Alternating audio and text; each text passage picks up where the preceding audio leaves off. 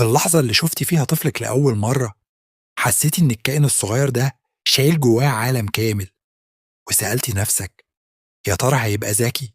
هيعرف ينجح؟ وهل أنا هعرف أفتح له أبواب الدنيا؟ الخبر الحلو، الذكاء مش بس بيتولد، ده كمان بيتصنع، وبيبدأ من أول لحظة، من أول نظرة، من أول لمسة. تحبي تعرفي السر؟ خدي بالك من الخطوات دي.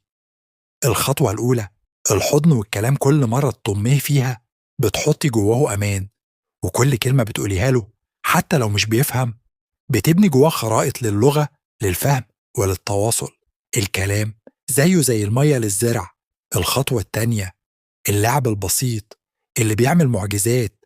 لعبة المراية، صوت الخشخيشة، كل لون، كل صوت، كل حركة بسيطة بتشغل ملايين الوصلات في دماغه. اللعب ده مش هزار، ده تعليم عبقري متغلف بالضحك. الخطوة التالتة، الحكايات والأغاني. لما تحكي له قبل النوم أو تغني له بصوتك، انت مش بس بتسليه، انت بتغذي مشاعره وبتبني عقله. الذكاء مش في كورسات ولا في دروس صعبة، الذكاء في لحظة حب ولمسة حنان وعين بتبص بحب. كوني الحضن الأول والمعلمة الأولى، وسيبي الباقي على عبقريته اللي هتتفجر من جوه.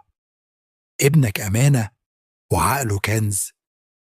ابدأي من النهاردة وخليكي انت المفتاح اللي يفتح له أبواب الذكاء.